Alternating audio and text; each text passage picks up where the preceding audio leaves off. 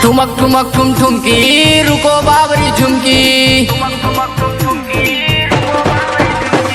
ठुमक ठुमक ठुम ठुमकी रुको बाबरी झुमकी। रुको भाभी की बहनी, रुको भाभी की बहनी हमरे पास आवाना। ठुमक ठुमक ठुम ठुमकी रुको बाबरी झुमकी। ठुमक ठुमक ठुम ठुमकी रुको बाबरी झुमकी।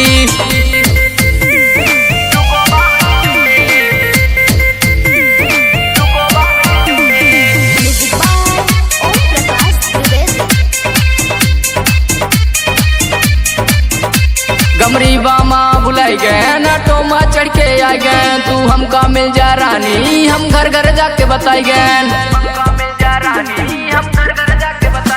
गमरी बामा बुलाई गए ना टोमा चढ़ के आए गए। तू हमका मिल जा रानी हम घर घर जाके बताई गए। रुको भाभी की बहनी, रुको भाभी की बहनी हमसे पाट जाना। ठुमक ठुमक ठुम ठुमकी रुको बाबरी झुमकी।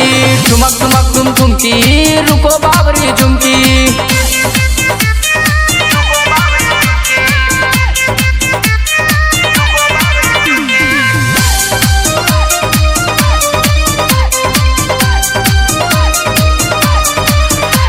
तेरी लंबी लंबी चोटी मेरे मन में काटे चीटी।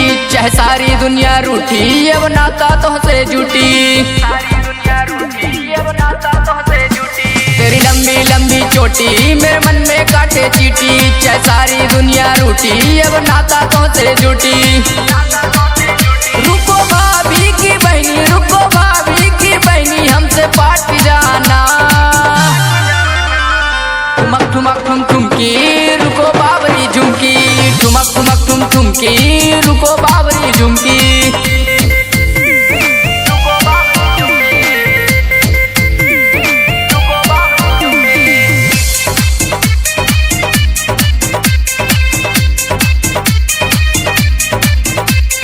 बाहर से ता डांटी रहे अंदर अंदर हंस रहे। अब माने जा तू रानी कहे भाव इतना खाए रहे। तू बाहर से ता डांटी रहे अंदर अंदर हंस रहे। अब माने जा तू रानी कहे भाव इतना खाए रहे। रुको भाभी की बहनी, रुको भाभी की बहनी अब साथ जाना। ठुमक ठुमक ठुम ठुमकी रुको बाबरी झुमकी। ठुमक ठुमक ठुम ठुमकी रुको